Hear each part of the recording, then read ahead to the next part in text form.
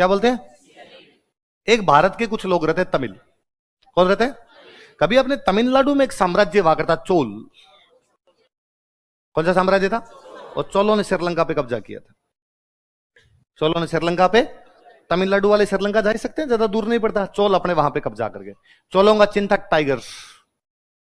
चोलों का जो राज्य चिन्ह था वो क्या हुआ करता? टाइगर। और चोल टाइगर गए, जाके श्रीलंका पे कब्जा कर लिया। तो जब उन्होंने कब्जा किया तो अपनी जनसंख्या भी बसाई उन्होंने, इसलिए तमिल वहां पर जाके बस गए।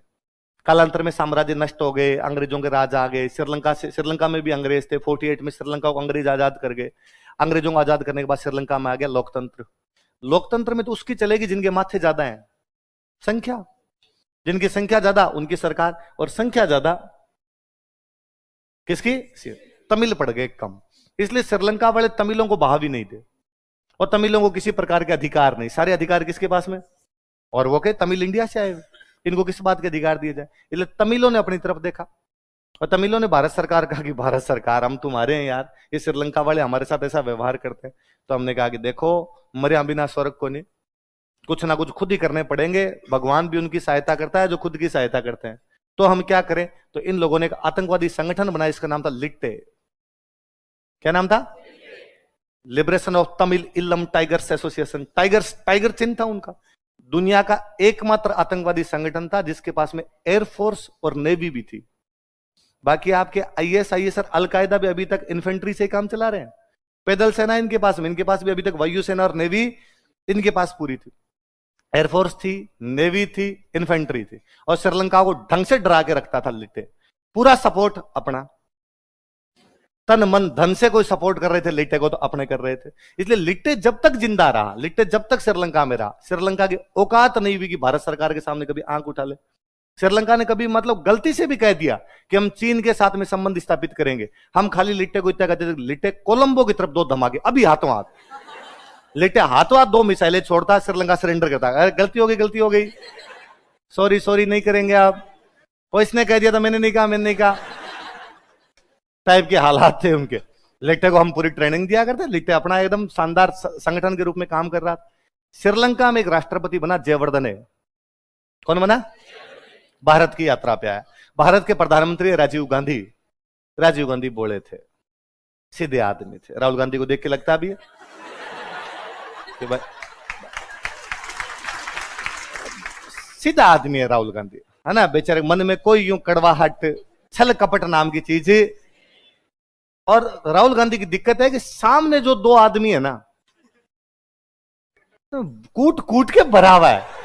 साम दाम दंड भेद उनको सब आते हैं, इसलिए राहुल गांधी की पार नहीं पड़ रही। बड़ा आदमी है बापड़ा, सीधा साधा ना। फ्रांस में एक राजा हुआ था, लुई 16वां। कौन राजा हुआ? उसके टाइम में क्रांति हुई थी, फ्रांस में राजतंत्र क्या हो गया था? समाप्त। तो लुई 16वें के बारे में एक लाइन है कि लुई 16वां राजा के रूप में योग्य आदमी नहीं था।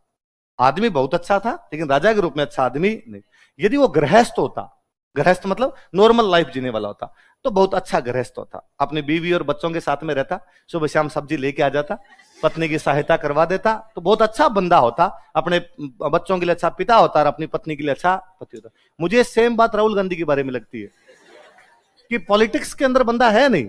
आप किसी भी आदमी को जबरदस्ती कहीं पर सेट नहीं कर सकते। आपके कुछ इनर फीलिंग होती है ना, वो रहती है। वो है ही नहीं राहुल गांधी में, कहीं दूर दूर तक ही नहीं आती। वो बड़ा सीधा आदमी है। सेम राजीव गांधी थे। राजीव गांधी बहुत भले सीधे से आदमी थे एकदम। एयर इंडिया की फ्लाइट उड़ाया करते, जयपुर से दिल्ली। पायलट थे Rajiv Gandhi. Monday to Friday Air India की फ्लाइट उड़ाई, सैटरडे संडे 2 दिन का वीकेंड मिला करता था। इसमें अपनी विदेशी पत्नी को लेकर इंडिया गेट पे गए और आइसक्रीम खा के वापस आ गए। ये लाइफ थी राजीव गांधी की, सीधी सादी। अचानक इंदिरा गांधी की डेथ होती है। इंदिरा गांधी की डेथ के बाद राजीव अचानक क्या बन गए? प्रधानमंत्री। तो राजीव गांधी भारत के वो प्रधानमंत्री जो संसद में सबसे कम बोले हैं। मनमोहन सिंह से भी कम बोलते ही नहीं थे कि उनको कहा हुआ था कि अपने नहीं बोलना चाहता। तो मुझे हमेशा लगता है कि राहुल गांधी के सलाहकार मूर्ख है। उनको कहना चाहिए तू चुप रह, तू जैसे ही बोलता है बीजेपी के वोट बढ़ जाते हैं, इसलिए तू अपने बस बैठा रहे, मुस्कुराता रहे, इसमें ही वोट मिल जाएंगे कांग्रेस को। पर उससे कुछ ना कुछ बुलवा देते हैं। वो भोला आदमी है बापड़ा, कुछ ना कुछ कह जाता है, बीजेपी वाले मजे ले जाते हैं बाद में उसके। तो बाकी मुझे एज ए पर्सन बहुत भला, बहुत सीधे आदमी लगते हैं यार, सीधे आदमी। तो राजीव गांधी के पास श्रीलंका के राष्ट्रपति आए जयवर्धने, और जयवर्धने ने आगे राजीव गांधी को कहा कि राजीव जी, हमारे एक वहां संगठन है लिट्टे, हमें बहुत परेशान करता रहता है, आप हमारी हेल्प करो। और राजीव गांधी ने हाँ और बदली हेल्प करेंगे। ये कैसे कर सकते हैं? अपना ही संगठन, अपने उसके खिलाफ कैसे जा सकते हैं? और हमने हमारी आर्मी भेज दी श्रीलंकन आर्मी की सहायता के लिए लिट्टे के खिलाफ। हमने कहा तो यह था कि पीस कीपिंग फोर्स है, शांति सेना। क्या है? श्रीलंका में शांति स्थापित करने के लिए भारत ने क्या भेजी है? सेना। इसका मतलब था कि लिट्टे और श्रीलंकन आर्मी लड़ेगी, हमारी सेना उनको बैक सपोर्ट करेगी। लेकिन श्रीलंका ने अपने साथ बड़ी चालूपना किया और श्रीलंका ने अपनी आर्मी कर दिया आगे, श्रीलंकन आर्मी पीछे। अब लड़ाई अपने और लिट्टे के बीच, मतलब इंडिया वर्सेज इंडिया। हम हमारे एक संगठन के खिलाफ लड़ रहे थे, वो संगठन जिसको ट्रेनिंग हमारी थी, वो संगठन जिसको धन हमारा था, वो संगठन जिसके हथियार हमारे थे, सारे के सारे हम लड़े। अब उससे ही बड़ी बात, लिट्टे को हमारी पूरी ट्रेनिंग का पता था कि आर्मी की ट्रेनिंग कैसे होती है। लिट्टे खुद आर्मी के जवान टाइप के थे, इसलिए 89 में लिट्टे ने अपने को इतना बुरा हराया था जिसकी हद नहीं है। इसलिए हम 89 का नाम ही नहीं लेते। आज दिन तक जब युद्धों की बात की जाती है भारत में, हम कहते हैं 48 पाकिस्तान, 62 चाइना, 65 पाकिस्तान, 71 पाकिस्तान, 99 पाकिस्तान। वाई 89? 89 कहां चला गया? आपको वाई नोट उसका जिक्र क्यों नहीं करते? कारण दो है। एक तो हम गलत फंस गए थे वहां पर, दूसरा एक कारण, जैसे हमने हमारी सेना उतारी, हमारे तमिलनाडु ने बगावत कर दी। तमिलनाडु वालों के रिश्तेदार है वो तमिल सारे, किसी की बेटी वहां शादी की हुई, किसी के बेटे की शादी की हुई, सबके ननियाल है उधर श्रीलंका के अंदर। और तमिलनाडु ने कहा कि यार आप हमारे रिश्तेदारों के खिलाफ मारने के लिए चले गए। तमिलनाडु ने धमकियां दी कि भारत से अलग होंगे। तो हमें लगा अपने देश के अंदर ही मामला बहुत भयंकर बड़ा हो जाएगा। फिर दूसरा हालात ये थे कि हम कुछ जानते ही नहीं थे यार श्रीलंका के बारे में। अचानक एक आर्मी उतारी कि लिट्टे से जाके लड़ लो। अब जंगलों में न तो अपने को लोकेशन पता, न अपने को रास्ते पता, इसलिए हालात ये थे कि अपना एक जहाज भर के जाता श्रीलंका, वापस लाश ही आती। इतने फौजी शहीद करवा लिए थे हमने। ऑपरेशन पवन नाम था उसका। मेरे फुम्पो साहब उस ऑपरेशन पवन के अंदर थे, तो फुम्पो साहब बताते हैं कि यार हालात ये थे कि बटालियन की बटालियन साफ हो जाया करती। तो खुद का एक किस्सा बताते हैं कि मैं जिस बटालियन के अंदर था, एक दिन हमारी पूरी बटालियन उड़ जाती। हम जितने कोई लोग थे वो जा रहे थे, एक पुल पास क्रॉस करना था, नदी थी, नदी के ऊपर से एक पुल क्रॉस करना था। दो बिहार के लड़के, नए नए यंग लड़के, एकदम फौज के में लगे, जीजा साड़ा और आपस में यंग लड़के थे, थोड़ा यूं जोश ज्यादा था, तो वो आगे आगे चल रहे थे, तो यूं थोड़ा आगे भाग के जा रहे थे। उस पुल पे लिट्टे वालों ने बम फिट कर रखा था। वो दो लड़के, पूरी बटालियन साथ में चल रही है, वो दो लड़के जोश जोश में थोड़ा आगे चले गए। तो पुल पे जैसे था, पुल पे जैसे बाहर आएगा पुल उड़ जाएगा, वो दो लड़के पहुंचे, इसलिए पुल उड़ा, तो दो लड़के शहीद हुए, वरना पूरी बटालियन साफ कर देते। हम बाकी पीछे रह गए केवल उन दो लड़कों के चक्कर में। यदि वो दो लड़के नहीं जाए तब तो पूरी बटालियन साफ हो जाए, और वो बेचारे जीजा साड़ा दोनों उस युद्ध में शहीद हो गए। और ऐसे लिट्टे वालों ने भयंकर मारे थे कि किसी फौजी को पकड़ लेना, उसके गले में टायर डालना और फिर आग लगा देनी, जलो अब।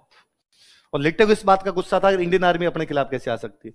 तो वो उसके तो किससे सुने, तो वैसे है कि अपना एक जवान खड़ा है उनके इलाके के अंदर और सिक्योरिटी के लिए, पीस कीपिंग है तो शांति के लिए खड़ा है।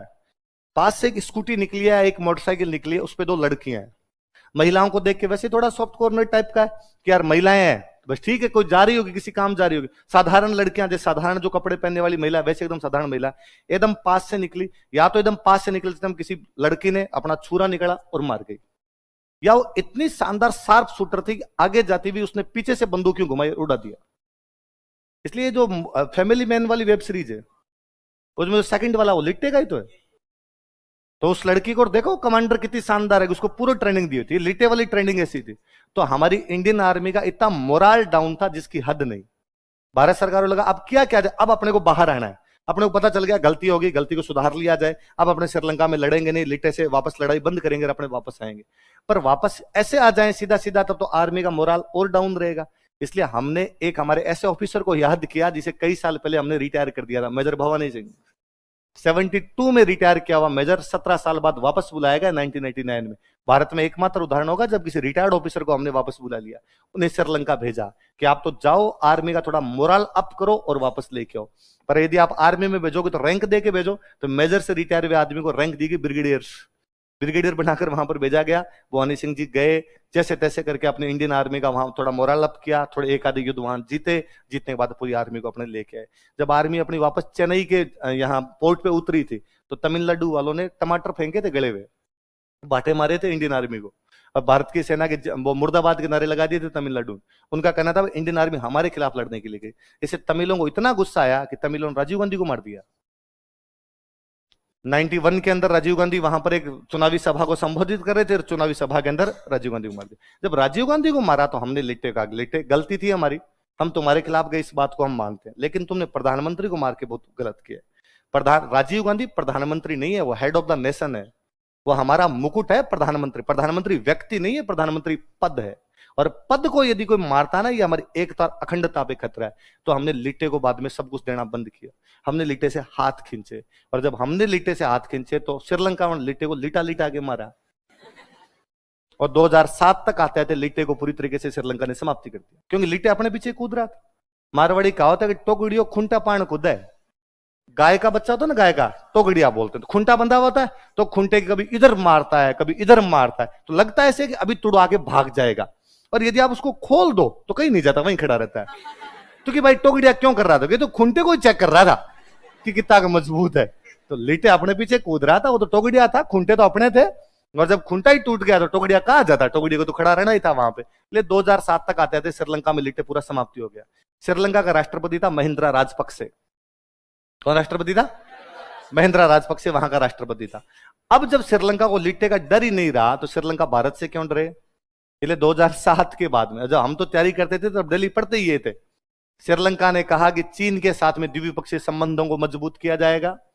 श्रीलंका ने कहा कि हम्बन टोटा बंदरगाह अब चीन बनाएगा। श्रीलंका ने कहा कि भारतीय कंपनियों को दिए गए ठेके निरस्त किए जाते हैं। श्रीलंका ने कहा कि भारत के साथ संबंधों पर पुनर्विचार किया जाएगा। श्रीलंका ने कहा कि सड़क बनाने के सारे ठेके चीनी कंपनियों को दे दिए गए। और हम यूं दांत पीस पीस के रह जाएं, क्या करें? लिट्टे तो था नहीं, वरना तो हम लिट्टे कहते दो एक सल्टा दे इधर से। अब लिट्टे था नहीं, श्रीलंका ने ढंग से आंख दिखाने शुरू की। 2015 में वहां पर चुनाव होने वाले थे। पूरी दुनिया को लग रहा था कि महिंद्रा राजपक्से वापस जीतेगा, और महिंद्रा राजपक्से की हालत बहुत अच्छी थी। हमें भी लग रहा था कि महिंद्रा राजपक्से जीतेगा, पर यदि महिंद्रा राजपक्से जीतता है तो भारत के लिए फिर खतरा है। वो किसकी गोद में जाके बैठ जाएगा? चाइना की गोद में मतलब कितना शोर रहा होगा कि महिंद्रा राजपक्से जीतेगा कि उन दिनों किक मूवी आई थी, किक, सलमान खान जैकलिन फर्नांडिस वाली। जैकलिन श्रीलंका की है, इसलिए जैकलिन और सलमान खान महिंद्रा राजपक्से का प्रचार करके आए थे श्रीलंका में, कि सब दुनिया को लग रहा है ये जीत रहा था, अपने जीतते हुए का प्रचार करके आए तो श्रीलंका वाले भी अपने से राजी रहेंगे। पर तब तक अपने इंडियन आर्मी ने इंडियन गवर्नमेंट ने बहुत दिमाग लगाया।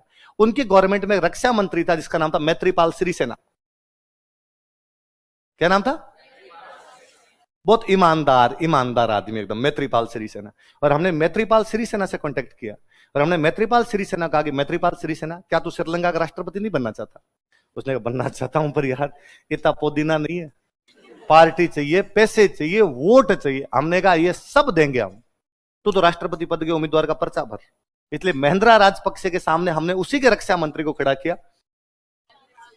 अब श्रीलंका उसकी कोई पार्टी नहीं बेचारेगी, तो वहां श्रीलंका में जितनी छोटी छोटी पार्टियां थी, महिंद्रा राजपक्से को छोड़ के बाकी छोटी छोटी पार्टियां थी, बाकी जितनी छोटी छोटी पार्टियां थी हमने उनको पैसे भरे, मुंह भरा उनका, पैसे दे देंगे। और हमने कहा तुम सारे गठबंधन बनाओ और तुम्हारा उम्मीदवार घोषित करो मैत्रीपाल सिरिसेना हो। पैसे के चक्कर में श्रीलंका वाली सारी पार्टियां अपना उम्मीदवार किसको बना गई? फिर हमने हमारे तमिलों को कहा कि वोट इधर। महिंद्रा राजपक्से को चुनाव हरा गए हम 2015 में। महिंद्रा राजपक्से ने चुनाव हारते ही कहा कि मेरी हार में भारत सरकार का हाथ है। श्रीलंका की सरकार कही कि भारत सरकार ने हरा दिया, कि मुझे भारत सरकार द्वारा हराया गया है। और उसने कहा कि यहाँ रो का एक एजेंडा है, रो है अपने, रो रिसर्च एंड एनालिसिस विंग, नाम उसका रिसर्च है, बाकी रिसर्च अलग ही करती है वो। उनको कहा गया कि भाई इन्होंने कहा कि इन्होंने हराया है हमें, और ये भारत सरकार का एक वो रो का अधिकारी यहां बैठा हुआ था, और जैसे ही मैं हारा हूं उस दिन उसको वापस बुला लिया। तो हमने कहा भाई रिटायरमेंट की उम्र यही थी इसकी, अब हमें क्या पता तुम्हारे चुनाव का रिजल्ट आज ही आना, रिटायर करना था बंदे को तो बुलाते हैं वापस। अब वो तो हारा, उसने आरोप क्या लगाया?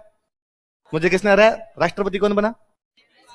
मैत्रीपाल सिरिसेना का राष्ट्रपति बनते ही बयान है, भारत के साथ संबंधों को मजबूत किया जाएगा। मैत्रीपाल सिरिसेना करेंगे पहला विदेश यात्रा भारत की, सबसे पहले भारत। हम माई बाप हैं, क्यों ना आए? मैत्रीपाल सिरिसेना ने कहा कि चीन के साथ संबंधों पर पुनर्विचार किया जाएगा। अगले 5 साल में हमने चाइनीज कंपनियों के सारे ठेके उड़ा दिए, वापस हमने भारत का वर्चस्व स्थापित किया। मैत्रीपाल सिरिसेना पहली विदेश यात्रा के लिए भारत आए। उनका दौरा बड़ा पॉपुलर रहा था कि मोदी जी उसमें इंग्लिश में भाषण दे गए थे उस दौरे में। तो मोदी जी को मेरी तरह अंग्रेजी, तो किसी ने उनको भाषण लिख के दिया होगा, तो उन्होंने याद कर लिया, याद करके बोल रहे थे। तब उन्होंने वो बोलना तो ये था कि मिस्टर सिरिसेना और मिसेज सिरिसेना, वो मिसेज को लिखा हुआ था। तो उन्होंने कहा मित्रों, mister Sirisena and MRS Sirisena. तो कोई ना भाई बोल गया तो बोल गया, इसमें क्या है, नहीं आती अंग्रेजी थी।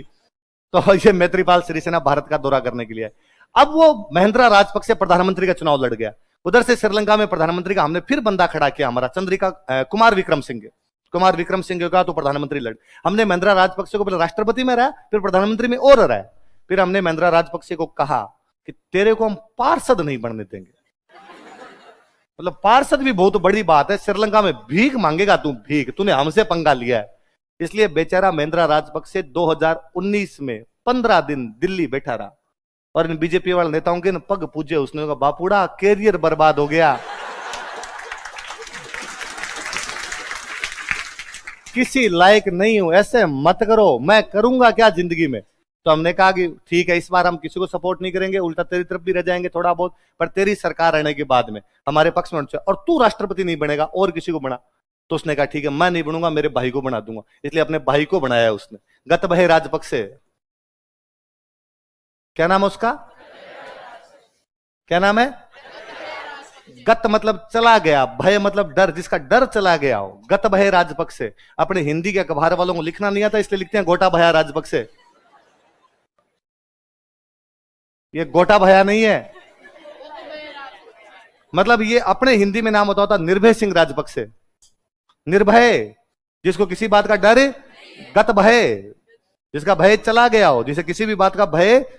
पर आदमी जैसा नाम होता वैसा हो ये जरूरी नहीं। जैसे श्रीलंका में इस बार वो कोलैप्स हुआ, श्रीलंका में इकोनॉमिक सिस्टम, सबसे पहले भय जिस आदमी को लगा उसका नाम क्या है? मगर यार गत भय को सबसे पहले भय लगा, सबसे पहले गत भय भाग के गया। तो श्रीलंका की हालत अब तो वापस खराब ही हो गई। बाकी श्रीलंका में राजपक्षे परिवार को बर्बाद करने वाले हम हैं। बहुत ढंग से हमने बर्बाद किया राजपक्षे परिवार को कि भाई तेरे को कुछ नहीं करने देंगे। और श्रीलंका ने कम से कम चीन की उसमें जाके बैठना तो बंद ही कर दिया। ये नेपाल में हमने बहुत भयंकर कांड कर दिया था 2015-16 के आसपास। नेपाल में भी वहां दो प्रकार के लोग, एक तो नेपाली और एक वो इंडियन मूल वाले रहते हैं वहां पे मधेसी। नेपाल संविधान बना गया। नेपाल में जब तक राजा महाराजा थे ना, राजा महाराजा इंडिया के साथ बहुत अच्छे रिलेशन रखते थे, क्योंकि नेपाल के राजा इंडिया से गए हुए थे, अपने चित्तौड़ से, मेवाड़ से गए हुए थे अपने, इसलिए उनको हमेशा लगता था हम इंडियन है, तो इसलिए इंडिया के साथ बहुत अच्छे रिलेशन थे। इवन त्रिभुवन देव 47 में उनके वो राजा थे, उन्होंने नेहरू जी को यह तक कह दिया था कि हमें राज्य बना लो, कि नेपाल को भारत का राज्य बना लिया, जैसे तुम्हारा हिमाचल प्रदेश, जैसे तुम्हारा उत्तराखंड, वैसे एक बना लो नेपाल, और वैसे तुम्हारे नक्शे के अंदर ही आते हैं। पर नेपाल अपने नक्शे में तो आता है। तो पर हमने नेपाल को कहा कि नहीं नेपाल, हम किसी पे कब्जा नहीं करेंगे। तो नेपाल ने कहा कि साहब कर लो तो ठीक रहेगा, मैं तो खुद ही कब्जा करवाना चाहता हूं। तो हमने कहा नेपाल तेरी दिक्कत है तो हमें बता दे, हम तेरी दिक्कत दूर करेंगे। नेपाल ने कहा दिक्कत, तुम थोड़ी ज्योग्राफी जानते हो कि नहीं जानते, मैं लैंड लॉक कंट्री हूं। कैसी कंट्री हूं? जिसके कहीं से भी समुद्र नहीं लगता, लैंड से लॉक है। और वे देश जिनके चारों तरफ समुद्र ना हो, व्यापार कहां से करेंगे? मर जाओगे ना भूखे, सामान कहां से मंगाओगे? तो जापान ने कहा लैंड लॉक है हम, सामान कहां से आएगा हमारे तो ये नहीं समझ में आ रहा। तो हमने कहा जापान नेपाल चिंता मत करो, हम तुम्हें 2 बंदरगाह दे देंगे, कलकत्ता और विशाखापट्टनम। कलकत्ता और, इसलिए नेपाल आज भी किसी भी देश से सामान मंगवाता है तो पार्सल पर एड्रेस कलकत्ता और विशाखापट्टनम का लिखता है। नायका वालों को कहता है कलकत्ता भेज दो, फिर अपने यहाँ जाएंगे। जो भी उनको पार्सल मंगवाने होते हैं, अपने किसी भी देश से सामान मंगवाना, यहाँ से मंगवाता है। फिर नेपाल की अपने खूब सहायता करते हैं। 2 चीजें तो नेपाल में अपने ही बेचते हैं, दवाइयां और सब्जियां, अपने ट्रक भर भर के नेपाल में बेचते। इवन हमने नेपाल की साइड से बाउंड्री भी नहीं बना रखी, हमने नेपालियों का रखा, आ जाया करो यार, तुम तो सीधे आ जाया करो, पासपोर्ट की भी आवश्यकता। इवन हमने नेपालियों का कि तुम नौकरी कर लो आगे, तो अपने नेपाली यहाँ नौकरी करते हैं। हमने नेपालियों का कि तुम तो यार हमारी सेना में शामिल हो, गोरखा रेजिमेंट। और नेपाली कितने मतलब अपने यहाँ पे कि अपने सारे कुक, गार्ड, सारे गार्ड अपने को नेपाली मिल जाएंगे, खूब सारे नेपाली। और नेपाली लगता ही नहीं कि अपने को अलग है। यूपी बिहार वाले टाबरों को ननियाल नेपाल है, नेपाल वाले टाबरों को ननियाल यूपी बिहार। अब वहां ही भाई लोकतंत्र, 2007 के बाद वहां लोकतंत्र है। लोकतंत्र है तो नेता नेता ही होता है। नेता चाइना की गोद में जाके बैठ गए। राजा महाराजा को तो इंडिया से लगाव था, उधर क्या लगाव, चाइना ने हड्डी थोड़ी डंकी फेंकी तो नेता सारे उधर जाके बैठ गए। तो चाइना, इधर नेपाल में एक राष्ट्रपति बना प्रचंड, पुष्प कमल दहल प्रचंड पूरा नाम है उसका, वो प्रचंड बना। और उनके टाइम में उधर उन्होंने कोई रूल लागू कर गए। एक तो प्रचंड ने बनते ही कहा कि मैं चाइना की यात्रा करूंगा। हमने कहा प्रचंड ऐसे नहीं करते यार, हम तेरे दोस्त। उन्होंने कहा ना ना, आपने पहली यात्रा चाइना करें। तो प्रचंड की बेटी अपने को दिल्ली कॉलेज में पढ़ती थी, तो हमने उसको बुलाया, इधर तेरा एडमिशन रद्द है, हॉस्टल से कपड़े बाहर में बाहर में धक्को देन बाहर।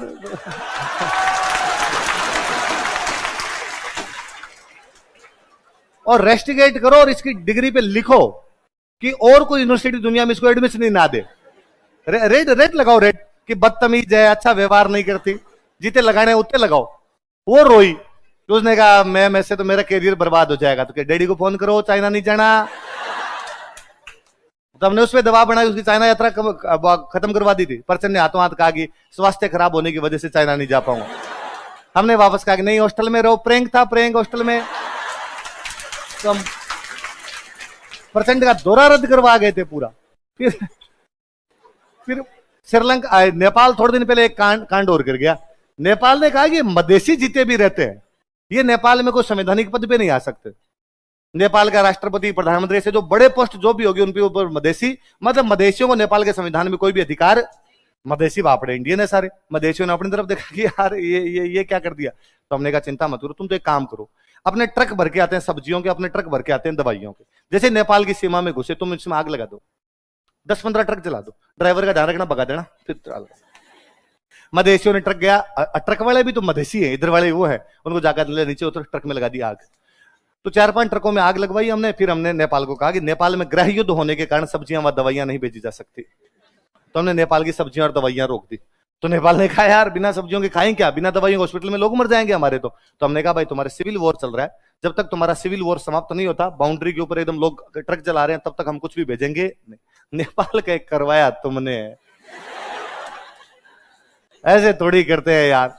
हमने कहा तो देख लो अपने हिसाब से। मतलब वो तो मुझे बड़ी हंसी आती है कि आधे घंटे में 2 न्यूज आती है टीवी पे। आधे घंटे पहले एक न्यूज आती है कि नेपाल के संविधान में मधेसियों को भी यथा योग्य स्थान दिया जाएगा, नेपाल के संविधान में संशोधन किया जाएगा तथा मधेसी भी सम्मान उसमें शामिल किए जाएंगे। आधे घंटे बाद की न्यूज है, नेपाल में गृह युद्ध समाप्त, भारत ने कहा कि दवाइयां और सब्जियां पहले की तरह भेजी जाएगी।